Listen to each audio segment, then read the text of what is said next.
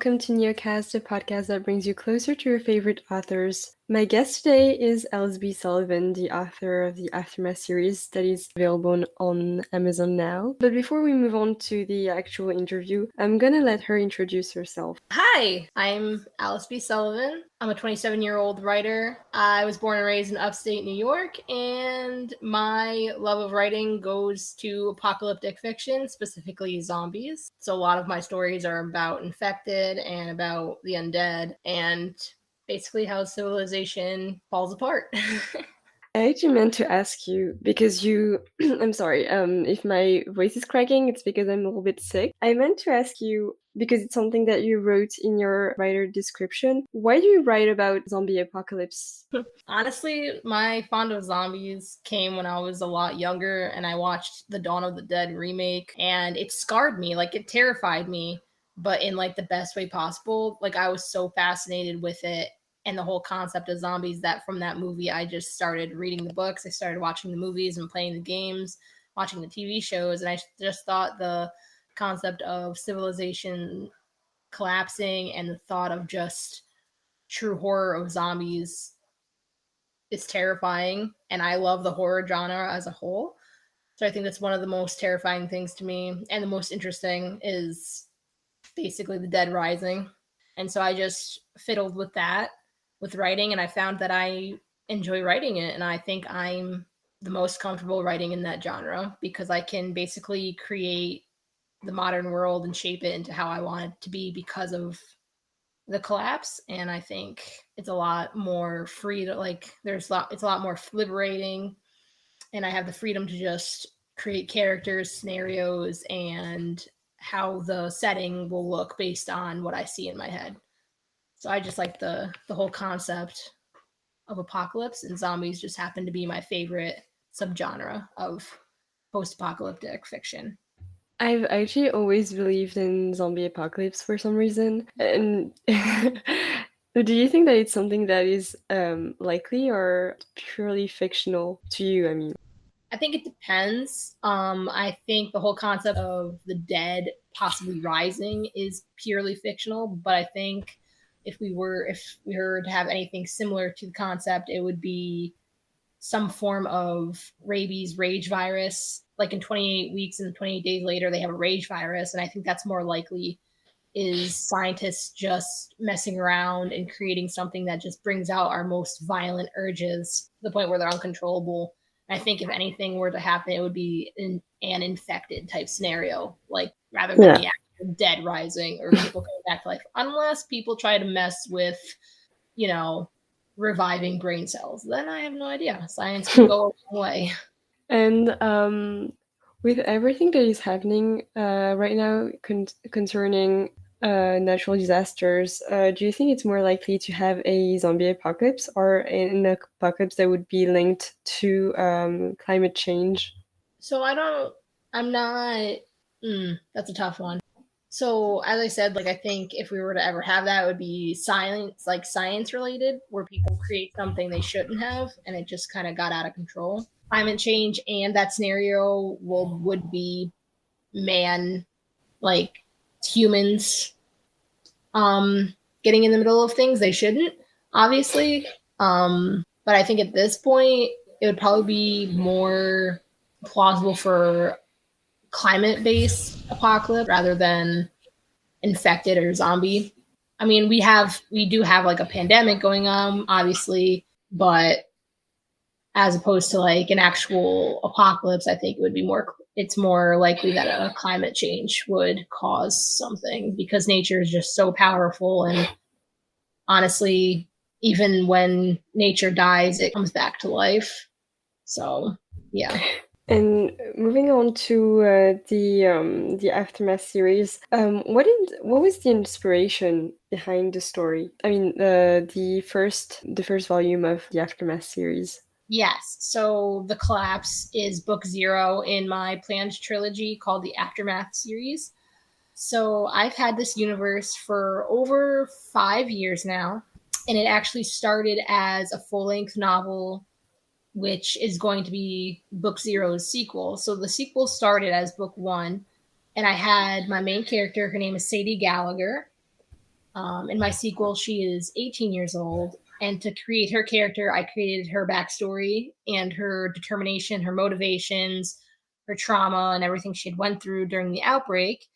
And I planned to create a story based on her backstory and release it as a prequel when I released that story, when I released book one. But last year, during the start of COVID, I was back home. I had a lot of time on my hands, and I decided to write Sadie's backstory then and there. And I was like, you know what? I think this should be my debut. So I made it book zero because it's the zombie outbreak story detailing the event that puts the sequel into motion.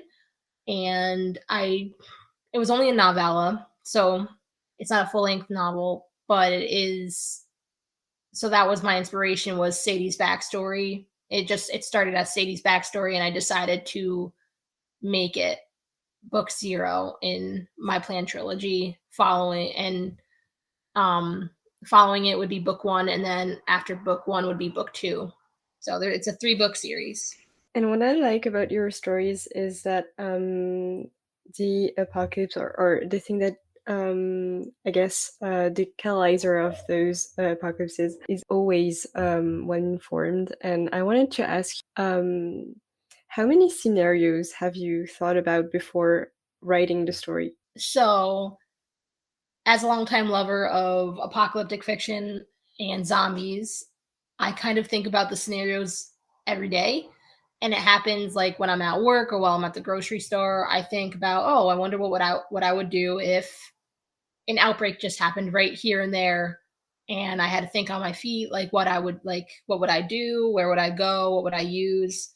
And from those scenarios I kind of conjure up my own kind of little stories, and I decide if I want to make those stories into something longer or just keep it as a microfiction piece.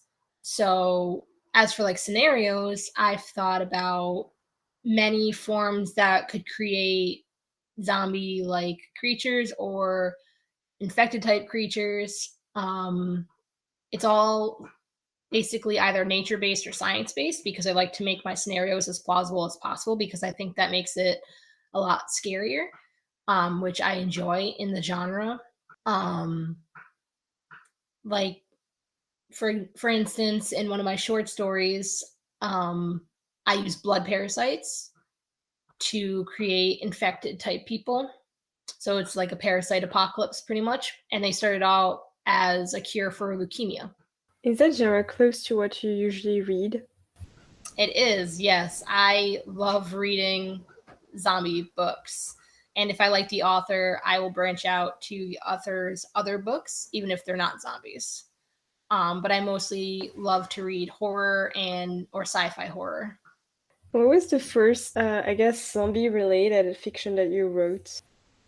Ooh, my first, believe it or not, my first piece of zombie fiction was my book one. That's my book zero sequel. So I started writing that, and then because of COVID, I planned the prequel, and then I ended up writing that, and I finished that in 3 weeks. So I've had this, like I said, I've had this universe for over 5 years, and I've been writing bits and pieces of it um, throughout the years. But my first finished piece would be a short story that I wrote.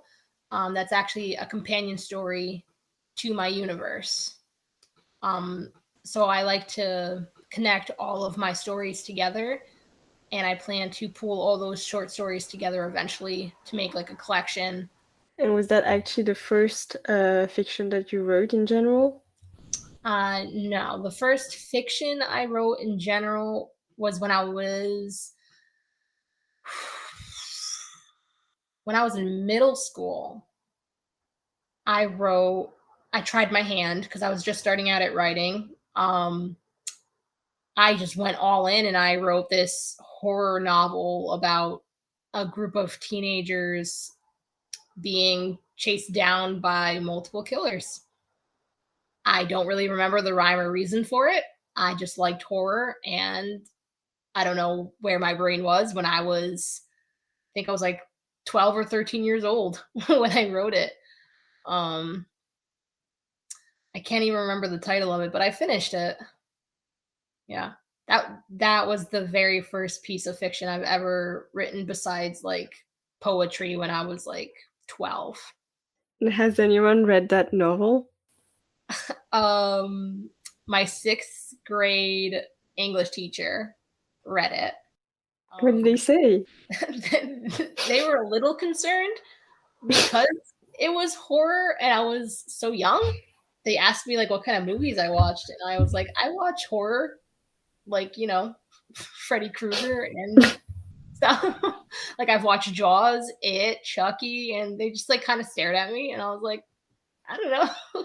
I guess that if I were that teacher, I'd be also concerned, but at the same time, I guess it's normal for a child to watch horror. But yeah, I'm glad to see that you've stuck to horror. I mean, I did dabble as I got older in like just regular fiction, not genre fiction, because in like high school, I was like trying to process a lot of new feelings and stuff like that. So to process or to help process those feelings, I went to writing and I would project myself onto my main character to just write my like everyday feelings and try to process what was going on to make myself feel okay, feel normal. um so I did dabble in like non-genre fiction, and I would just write stories about a girl in high school and meeting people and what stuff like that. I think I wrote 2 fiction novels in high school just for like funsies, handwritten because, when I was younger, the internet was just starting out and we didn't have all of these resources. So they were both handwritten, and unfortunately, I've lost them because, how else would I store them? But so I didn't, so like back then, I wrote just plain fiction, but as I got older, I stuck more with horror and sci-fi horror. I mean, do you ever contemplate the idea of going back to plain fiction? Um, Not really. I think I thrive in sci-fi horror just because I'm so comfortable with it. And I do branch out from time to time. Like I'll write just plain sci-fi or just plain horror, or sometimes if like someone needs help writing something, like one time I wrote a short story about this like 30-year-old man who found companionship in a stray cat. So I, from time to time, I'll go back to fiction, but my love stays with the sci-fi horror genre. You said that you identify with the characters you wrote in your more general fiction, but do you identify with the characters you write in your more, I guess, genre fiction, sci-fi fiction? Not really, no. So when I write these stories, I don't base my characters off of any character, or well, any people I know in real life. I kind of create them based on the need for the story and the type of person I need for that particular part. Um, so like their personality, what I think they would do in that situation, how I think it would affect the story. Um, but as for projecting myself, I don't project myself onto my genre fiction characters. I kind of just make the character, and from that character, I make their backstory, motivations, and how it shapes and affects the story, and how it shapes and affects them as a character. And if any of your stories were to happen in real life, which I sort of doubt, do you think that you would react as one of your characters? And if you do, which one? Um, so I think the most important part about handling a situation like the ones I write, um, would just be to stay calm and not feed into the panic, because panicking is what causes even more destruction and even more chaos. Which I won't lie is fun to read and it's fun to watch, but in the real world, you don't want to feed into the chaos. So I try to tell myself if anything were to ever happen to just stay calm and just don't feed off of other people's reactions. Um, but depending on the reaction for my character, that all depends on them as a character themselves. So if someone is more of a terrified kind of character, they're going to feed into the chaos. But if one is more level headed and grounded, they would stay more calm. So in that situation, if I saw people, like when I see people panic, I try not to panic. So I think if there was a scenario, I would just try to stay as calm as I could. And I in it's hard to say for my characters because they all kind of react differently during the start of the outbreak. Um, like Sadie, my character in my sequel, is only 7 years old in book zero, but she doesn't really know what's going on because her parents kind of shield her from everything. So it's really hard to gauge her reaction to everything. Um, but the book is told from her mother, and I think I would sort of react the way her mother was or would react because she tried to stay as calm and as level-headed and as rational as she could. So I think I would relate better to her. Her name is Karen Gallagher.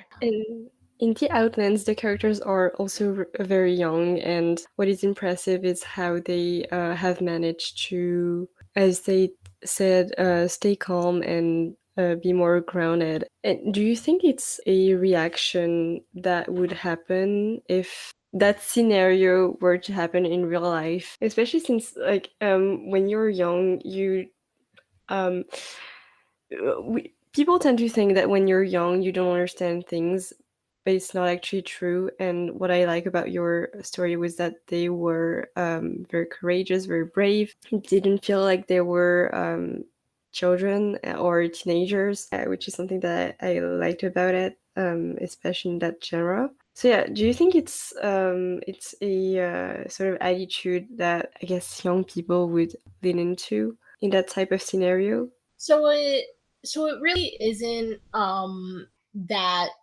illogical to assume that children would be sort of defenseless in that kind of situation because they are so reliant on their parents and authority figures. But I think that once the character, or wow, once the children truly understand what is going on, they kind of either fall back on their parents or they fall back on themselves. It depends on the person. Um, but if a child is just thrown into it, their parents are gone, their family is gone. I think that their will to survive completely depends on them as a person. Um, but in that particular story, the Outlands, it's a few years after the event that killed all of the adults.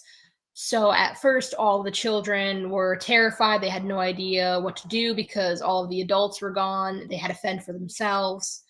But as time went on, children started forming communities, taking in orphaned children to help them defend themselves and be better fighters. So I think that children are completely capable of doing these things as long as they remember that they can. A lot of the times children don't think they can, but the truth is anybody can. Even adults can fall in the craziest times. Just because you're an adult doesn't mean you're more capable. So I do think that children would be just as fine as an adult in those situations as long as they remember that they are truly capable of doing so many things, especially being smaller. They can fit into smaller spaces. They have the ability to be more agile and quicker. And their mind is way more open than adults. So I do think that children would be able to thrive as long as they remember that they have the ability to thrive. And for some reason, I thought that story was particularly or terrifying, especially because children grow up not knowing when they could sort of disappear, die, and it's really the not knowing factor of it that makes it really terrifying. Is that something that you personally think is scary? Not knowing what could happen to you and when, or rather knowing what could happen to you but not knowing when. Yes, that was that was an aspect I put in to just amplify the horror of the whole situation, because even though these children are still thriving on their own, they're still susceptible to what the adults succumbed to. Um, so they have to keep an even more vigilant eye on the scenario, because they don't really know where, like, or when their threshold is. Like, they've heard of people being 18 years old and still surviving. They've heard of 14-year-olds getting sick and dying. And some of these kids are 14, 15, some of them are 18. So they never know when they're going to just die or become one of the creatures that they hide from. And was that scenario informed by anything? Because it actually reminded me of several stories where children are left without adults, in the sense of adults disappearing or all dying. I've read one series and I've watched one movie where the scenario of children being left to fend for themselves. And I really enjoyed the concept of that, because I think that when it comes to these kind of scenarios, children are sort of glossed over, or they're made to just be defenseless and helpless. And therefore, they become burdens in the stories or the movies or the shows. So I really wanted to do the genre justice and show that children are just as capable as adults. Um, so I really liked the concept of children surviving, because it totally can happen, and I just wanted to create my own scenario with that. And I read the Enemy series by Charlie Higson is one of my favorite series. I think he's a wonderful writer, and I really enjoy all of his books. So that's one of the series that I've read. But I actually wrote the story before reading that series. But I heard, like, when I was searching Amazon because I wanted a book, and I came across it and it sounded super cool. So I ordered it and I read it and I loved it. And I watched a movie, or no, it was a show. I watched a show on Netflix called Between, and it was about people of like a certain age getting sick and just dying, leaving children or leaving people under, I think, 21 alive until they turn 21 and then they die. But in that show, as soon as you turn 21, you immediately die. In my story, you don't know when you're going to die. They just assume where your threshold is, and you either can survive that threshold, or you die, or you turn into one of the creatures that they call creeps, which is essentially um, a stronger, more violent, more feral form of a human that lives in, like, they call them the Outlands. That's also something that I enjoyed, was that there was no sort of definite threshold or definite age where you die or turn into a creature. Because I think that in other stories where there's a specific age where either you die or you turn to something else, it sort of lacks any. It's less logical to me that there's a specific age where you turn to something or you die. And I don't know, I think that it not being definite is more likely, because everyone's different, everyone's immune system or whatever is different. Yes, I completely agree. So when I read all of these, well, like when I read all these books or watch TV shows, there's always a definite set age where the person will die.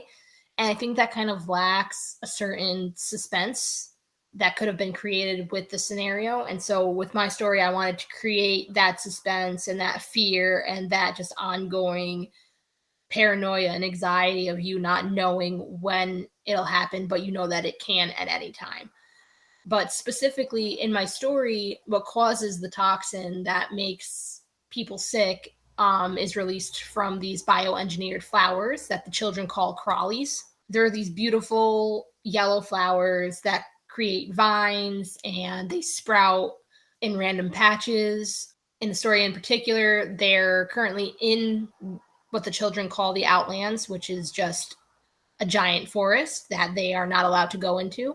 That's where all of the creeps also live. So if you breathe in the Crawley's toxin, especially in large quantities, there is a good chance that you will succumb and either die or turn into a creep. But in small doses, it doesn't really do as much damage. You might get sick, you might throw up, but it doesn't necessarily have to kill you.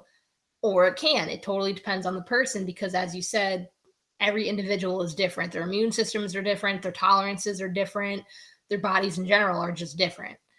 Um, so I wanted to create that natural anxiety of it's going to happen, but you just never know when, but you're still going to survive on the off chance that it's not going to happen. Yeah, that's more likely than anything re being sort of a general rule, I guess. I wanted to talk about Amazon, both because like you mentioned it, and because as I said in the beginning of this interview, you're published on Amazon, and I know that you already post on several other platforms other than Neovel. So I wanted to ask you, can you tell us about your different experiences with publishing and self-publishing? So when it came to my short stories, Neovel was actually the very first platform that I decided to publish on. I found it on a writing subreddit and I thought it was very interesting. I just didn't have anything to post on it yet because I wasn't confident in my writing yet to post it for everybody to see. But then June of last year, I said, you know what, let's just do it. And so I published first on Neovel after making my author website. So I would post a couple parts on my author website and then I would redirect people to Neovel where the whole story is. And then after Neovel, I tried several other different platforms. However, I didn't really have the success with those platforms as I did with Neovel because I think those platforms in particular are very specific in the genres that they enjoy and the readers that they bring in. So I used Wattpad and I used Royal Road, I used Tapas, and I used another one, I think, but I can't remember the name of it. But I didn't use that platform for long because I wasn't very user friendly, so I took my stuff off that. But I think the most pleasant experience I've had was or has been with Neovel. I do enjoy Royal Road, but it's more for fantasy writers, which I totally respect. The stories on there are very good. The community that I've seen is very good, but I still prefer Neovel just because I don't know, the community is just so different. It's so positive. The moderators are so nice and responsive. Um, and it's just very diverse in the genres that it accepts that it really gives any author a chance to get readers rather than have a specific genre that it prefers, if that makes sense. And did something make you want to publish? Well, so last year it was the start of COVID and I had a lot of time on my hands and I finally decided that I was going to take my writing more seriously and publish my first book. But to do that, I wanted to first gain an audience and find readers that would like me as a writer and like my stories. So that's what kind of pushed me or motivated me to post short stories online in hopes of getting readers who would follow me as an author until I started actually publishing on Amazon. And what was your experience with Amazon? Amazon's ebook creator was very simple. It was actually very fun and pleasant. I enjoyed doing it, and I created my ebook with ease, so much ease.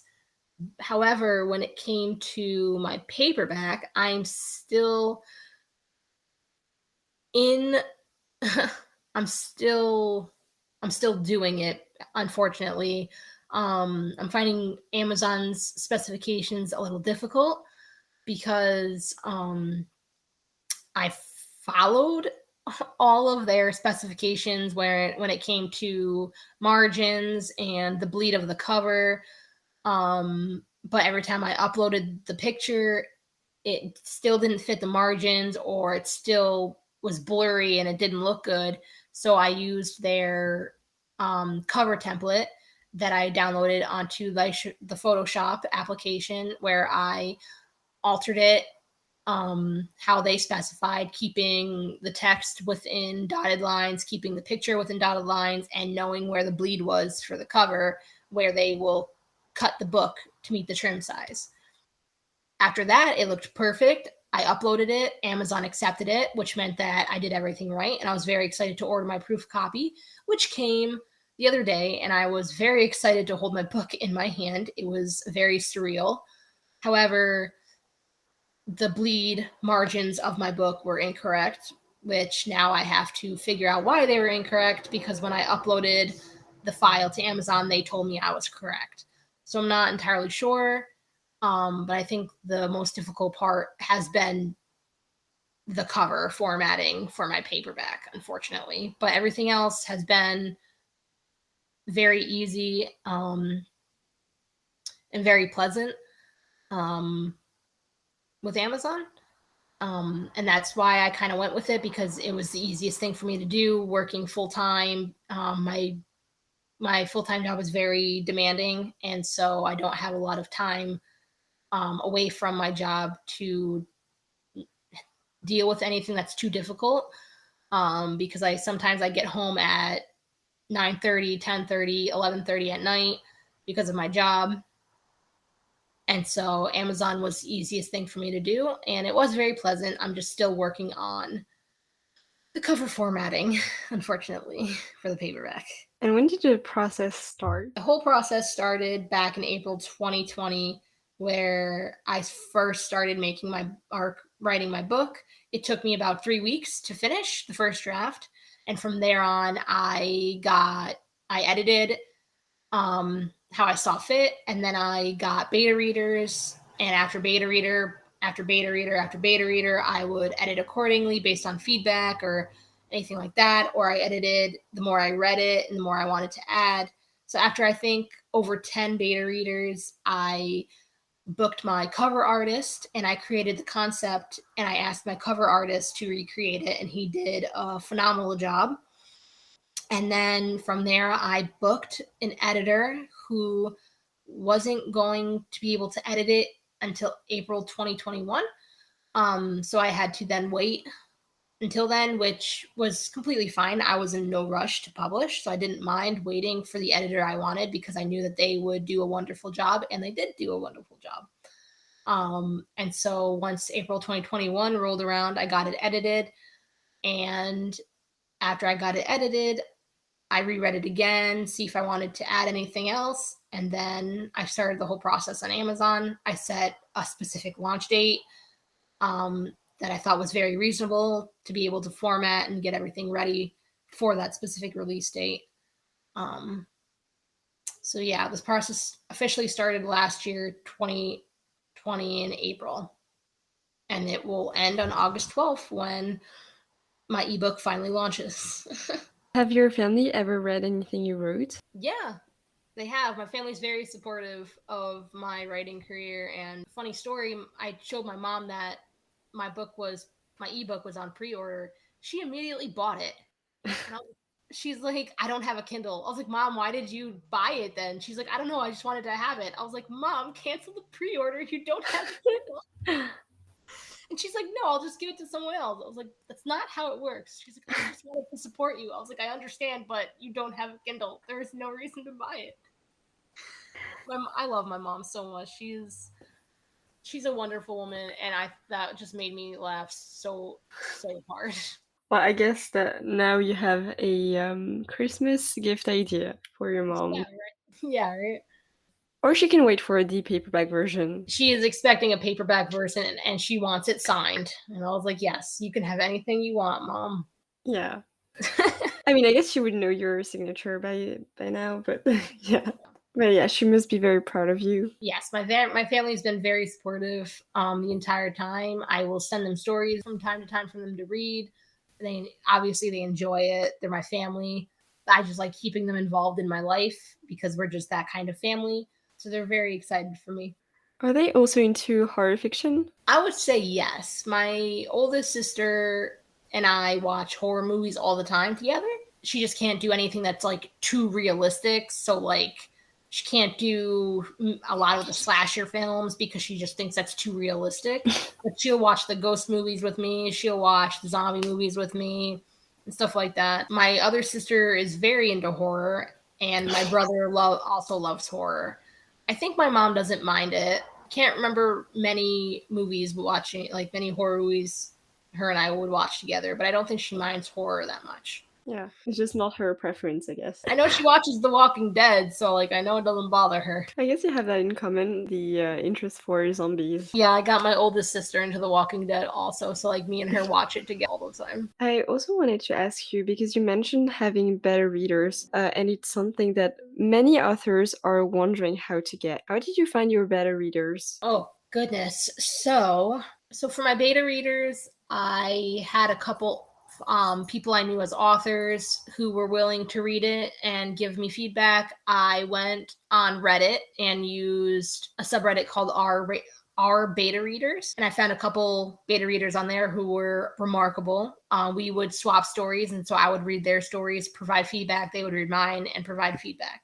And then I also used critiquematch.com, and that's also a swapping platform. But if you don't have the time to swap, there are specific beta readers who aren't writing, who are just on the platform to beta read. And so I did beta swap like a couple, but as time went on, I didn't have the time, unfortunately, to do the swap. So I specifically targeted people who were just beta reading, and I found a few on there who were amazing too. So and everything was completely free. Also, I didn't spend any money on my beta readers, and they were amazing. They gave me great feedback. They gave me some things to think about and some things just to debate on whether I wanted to keep in or add in or delete or anything like that.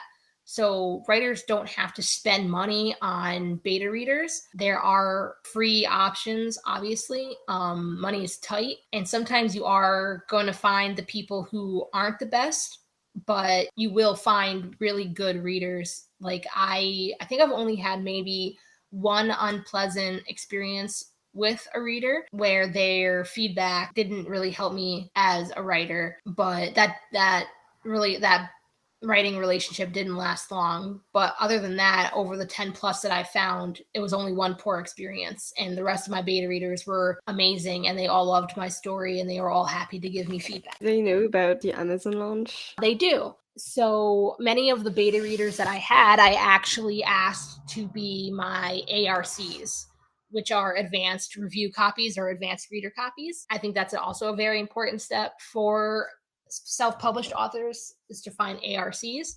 So many of my beta readers, I asked to be my ARCs, because even though they did read an alpha draft of my novel or novella, they didn't read the final draft. And so they're all very willing to help me because they all loved my story in the beginning and they wanted to see how much it had evolved, especially after professional editing. So they all were happy to agree to be my ARCs. That's amazing. Yeah, and I am very grateful for their help in the process. And I went on to write all of my beta readers specifically and write them a thank you message for their part in the process, because I wouldn't have gotten to where I am right now without their help. Even if they gave me the smallest amount of feedback, it was still amazing for them to help, and I'm still grateful for everything that they did to me did for me, because they didn't have to sacrifice their time to help me, but they chose to. Have you always known that you wanted to be a writer? I have, yes. I think I started when I was about 11 or 12 years old in an English class, when we started really learning about writing poetry and stuff like that. I thought it was a very interesting medium. And so obviously I tried my hand at poetry because that was our English topic. And I started off writing poetry, and then I learned that it really helped me with my emotion and being able to vent, because sometimes you just weren't able to talk to people around you. So poetry really helped me start out as a writer, and from there I started writing short stories, and from there on I started writing novelettes and novellas, and I'm working and novels and everything like that. Is there anywhere we can find your poetry? I used to have like this, I think it was a Blogspot website I used to have back in like high school. Oh my goodness, with like all of the poetry I used to write. I think it was called like Writing Out Loud, but I haven't visited it in like so many years. It was so funny. I think the last time I visited it was like 5 years ago, just to see all my old poetry, and I was like, oh my gosh, baby Alice.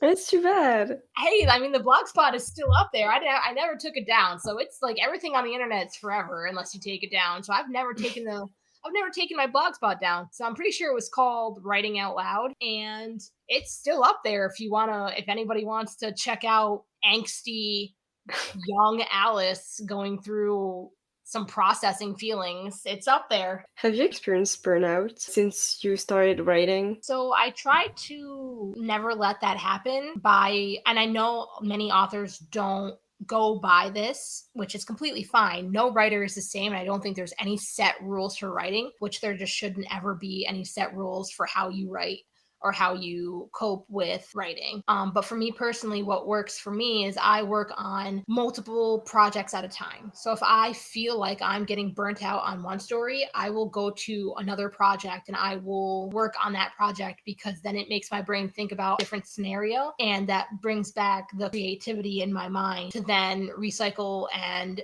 I can possibly use that creativity adrenaline to go back and work on the previous project that I almost got burnt out with. So I try to combat my burnouts and my blocks by going to a different project or working on a design concept for one of my stories, just because it helps me keep my creativity going rather than focusing on one thing for too long. It's funny because it's actually what Bailey Elizabeth said in the previous interview. When we mentioned burnout, she said that her solution for burnouts was to write several things at a time, so that when she gets burnout with one story, she just jumps to another. It's a very, very helpful idea, and I think that everybody should try it at least once, and if it doesn't work for you, then it doesn't work for you. Like I said, there's no set rule on how you cope with writing or how you deal with burnouts, but I think that everybody should at least try it.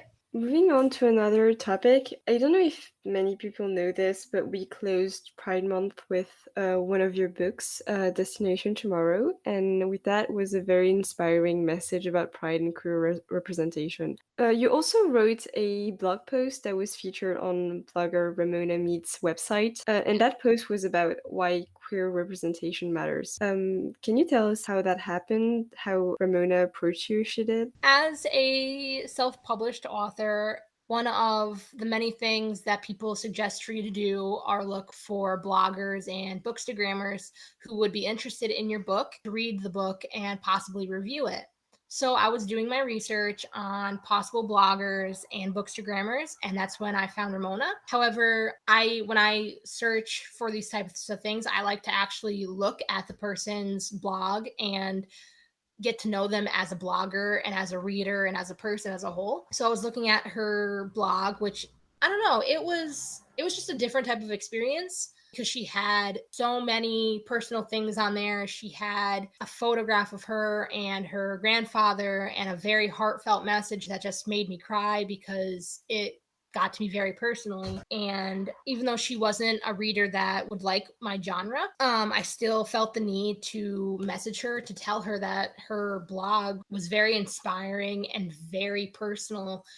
And I thought that it was wonderful for her to have made such a safe space for people to go and experience the books she reads, the reviews she does, and the stories she wants to share. And when I wrote her that message, her and I exchanged a few more emails about our own experiences, because she also worked in the vet tech field. And so we had that in common with our experiences and like the emotional fatigue that we both have faced and that I still face. And so from those few messages, she asked me to write a guest post for her blog, and she asked me to pick a topic that her readers would relate to. So after reading her other blog posts, I asked her if I could do queer representation in media, and she thought it was a very good idea because she enjoys views apart from her own. So me being queer, specifically I'm lesbian, she thought it was a wonderful idea, and so from there I wrote the blog post and she featured it on her website. Can you summarize the blog post? The main focus of the blog post was why I personally believe representation in media matters so much. And it's just not representation in general, it's genuine it's real and it's well thought out representation, because I think that any representation can be misrepresented or misrepresented, and that kind of does the whole representation thing an injustice.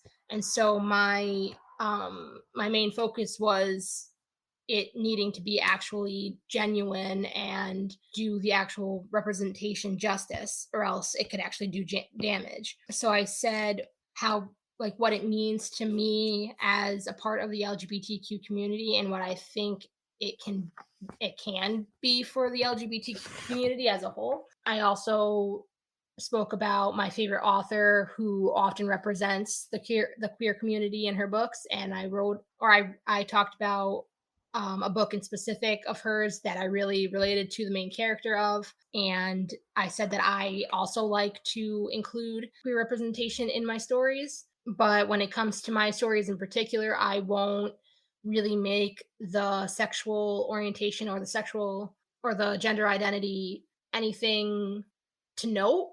So in my stories, my characters just are who they are without anybody blinking an eye, because to me that means they've actually progressed as a society to not care who someone is or how they identify, because every person can just be who they are happily.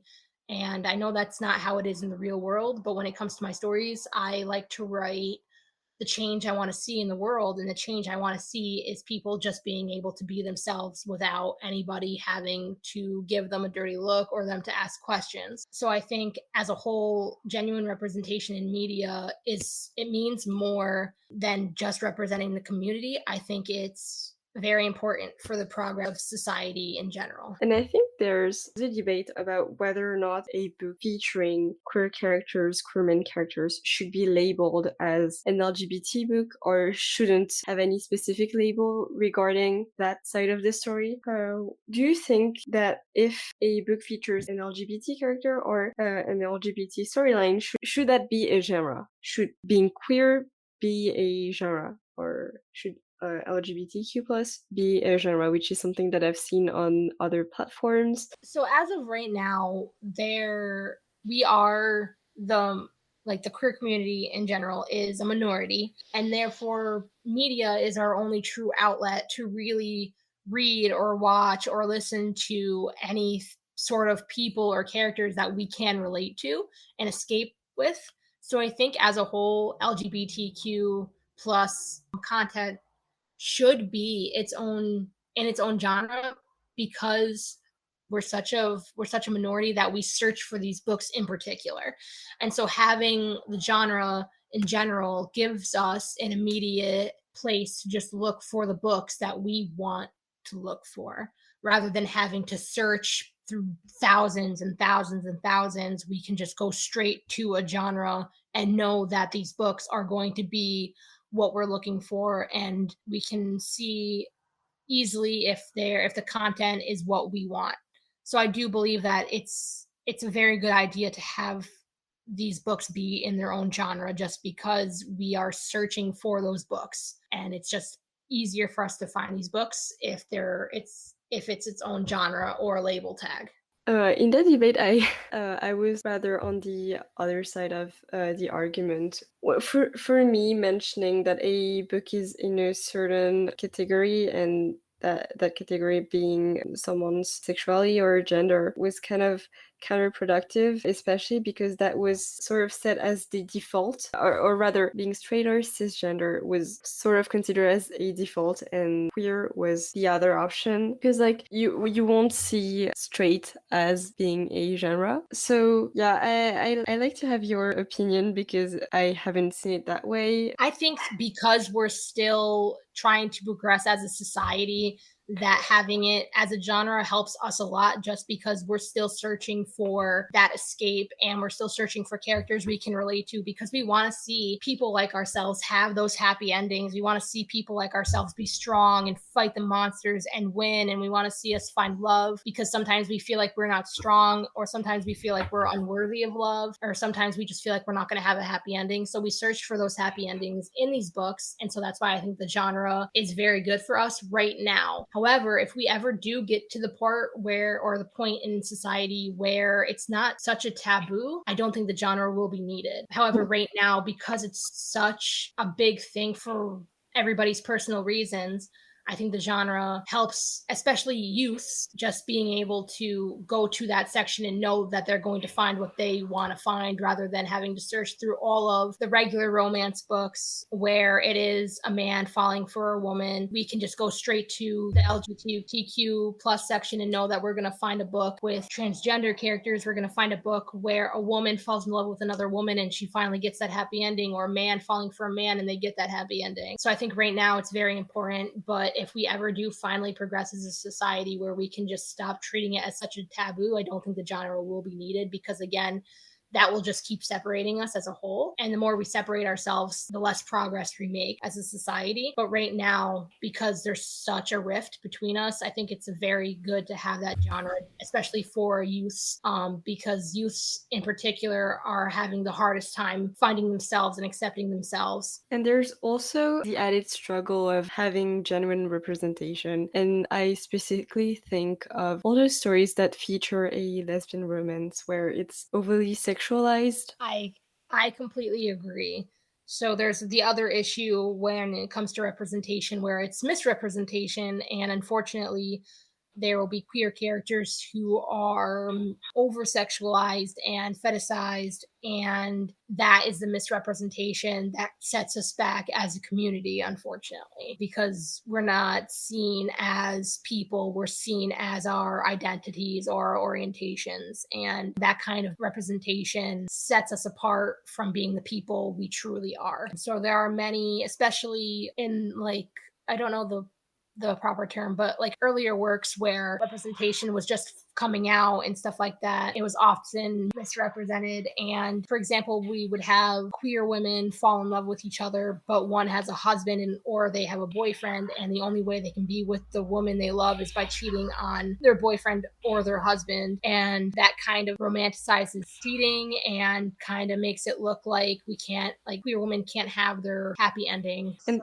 there are also like several other like toxic tropes. I remember that I stumbled upon it was a video essay about how bisexual women were represented as a dangerous figure in fiction. It's totally in the misrepresentation category where sexuality is used as a plot device. Very often when it comes to media, because of their attraction to the two or more gender, they're often used as objects rather than people, and that's a very big part of the misrepresentation that queer women have. That's what I like about your stories where sexuality isn't a big deal. It's not the main focus of your character's arc and the stories themselves. And I guess it's also something you can find in the author that you mentioned in the blog post about queer representation. That author is Shannon McGuire, and you mentioned her being your favorite author. Can you tell us more about that? So Shannon McGuire is a wonderful, wonderful author. I found her as her pen name, which is Mira Grant. And so Mira Grant writes sci-fi horror and dystopian fiction. Shauna McGuire writes more urban fantasies, even in either genre she still writes queer characters, and she represents them so well to the point where you just feel like you're relating so much to that character. And oftentimes in her stories, the orientation or the identity of the character does not matter. It's just like it's casual conversation and nobody bats an eye because that's just who the person is. And I love that in her stories. She does often make it a note where she mentions the character's identity, because she believes that if she doesn't, people will just automatically assume that that character is straight and cis, and she doesn't want that to be the default. She wants people to know that her characters are these characters, and she doesn't want people to misidentify them. So her characters do present themselves as their identities, but it's never made to be this big deal in the universe. Admire that about her, as well as I love her universes and I love her stories and I love her writing so much, and I watch her live streams all the time. She's a wonderful human being just in general. She's very upbeat. She loves her hobbies and she's funny. She's an overall wonderful person. So when she writes, I really enjoy her representation because even if it's a small representation, it's still in the book. And I just really admire about her writing that because even when representation wasn't as big as it is today, she still wrote it in her books with no fear whatsoever. She didn't care about the backlash. She just knew that she wanted to write that character and that's who that character is. And she wasn't afraid to proudly write who that character truly was. And was she an inspiration to you? So yes. So as I said, I found Shonen as Mira Grant, and the first book that I ever read, like the first zombie book I ever read, was Mira Grant's Feed, and it's the first book in her Newsflash trilogy, which has become my favorite trilogy. I've read it multiple times. I've read the companion stories and the companion novels, the alternate books, and everything. So, her as a writer and reading her books truly inspired me to be the writer I am because she was so fearless and she had such an imagination and she had so much creativity to create these complex worlds and these characters. And she wasn't afraid to write the taboo that people are often afraid to write, such as identity orientation or even topics like in the apocalypse. There's going to be very sad and tragic moments, and she's not afraid to write those sad and tragic moments. So after reading her Newsflash trilogy, that really gave me the push I needed to continue writing the stories that I love because she wrote with such passion that I wanted to also write with that much passion. So because of her, I wholly agree that she is the reason I'm the writer I am. And have other literary figures inspired you? Actually, no, not really. So I was never the biggest reader growing up.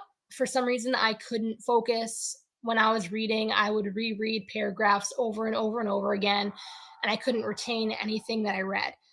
I'm not sure why. So because of that, I couldn't really get into reading. But when I got older, I finally sat down and I was like, well, I like writing zombie stories. I like watching zombie movies and zombie TV shows, and I like playing the zombie games. So maybe I should try a zombie book.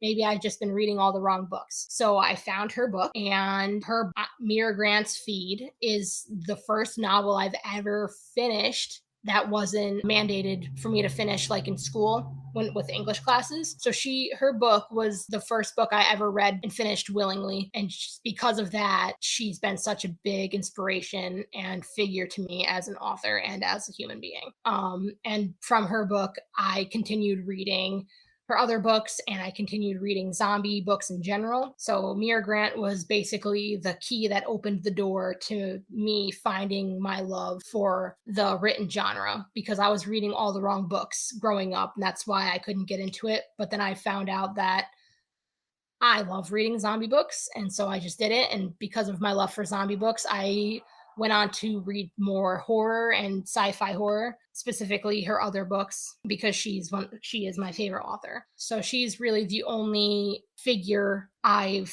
really took inspiration and motivation from. And is Alien Echo, the book that you mentioned in a blog post, your favorite book? Alien Echo isn't my favorite book by her. However, I appreciated it because of the main character, Olivia. She is a lesbian in high school. She falls in love with the popular girl. And so I really related to her as a person, as a character. She's going through her struggle of trying to fit in as the new kid, and she's trying to impress the new girl, or she's trying to impress the popular girl because she's the new girl, and she's inviting all of these other people over to her house. And then all of a sudden, these aliens start attacking their planet, and she has to save the planet while trying to save the girl she loves, while trying to win over the girl she loves. And I just appreciated the book as a whole because the main character was specifically lesbian, and her having feelings for this girl was a big part of the book. If that one is not your favorite book, do you have a favorite book or a book that you'd highly recommend? My favorite book is Mira Grant's Feed book. It's the first book in her Newsflash trilogy. It's very different from typical zombie books. So it's 20 years after the zombie outbreak, and society has rebuilt. People are still living their lives despite there being zombies everywhere. There's high tech security and high tech technology, and the story actually follows three bloggers, and they are on the presidential election. So the book is more political, conspiracy, while having the zombies and the gore at the same time. But it's just not a typical post apocalyptic novel. It's more about the politics and the conspiracies within that kind of world if the world were to rebuild after such an awful event. So that's why I appreciated her universe, because it was so different from the typical post zombie apocalypse. Before we wrap up, do you have any tip for our listeners and fellow authors? I think my biggest tip for writers in general is to just not to overthink, and not worry about what other people will say about your writing. If you want to write something, you just have to write it, because you're doing something that you love. And if you worry too much about other people and what they'll think, you will start to not enjoy writing. Um, Writing should be what you make of it. And fortunately, if you think too much, or if you just worry too much about your audience, you're not going to be able to write the story you want to write. And at that point, there's I don't see the point in writing anymore if you're not enjoying it. So my biggest tip to just writers in general is to just write what you love without any concern for for what people will say. Because the most important thing that you should do as a writer is just enjoy what you're writing. And for any authors who are about to publish, I think the biggest tip I could give you would be to allow yourself the time. So often, authors are very eager to just publish as soon as they're ready. But the truth is that can be your ultimate downfall if you don't give yourself enough time to understand the process and understand what you're going to do with your book. So everybody goes through the process differently.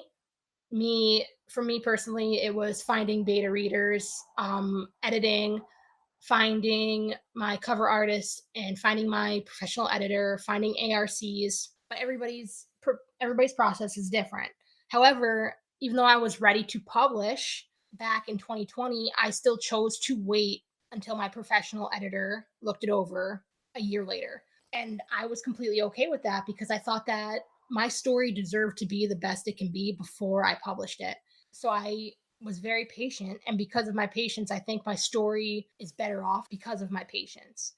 And even when it was edited, I could have immediately published it, but I still waited until August to release it and July to release the pre order, because I wanted to give myself enough time to format properly, to order myself paperback proofs to make sure that the paperback will be as good as it can be for whoever wants to buy the paperback.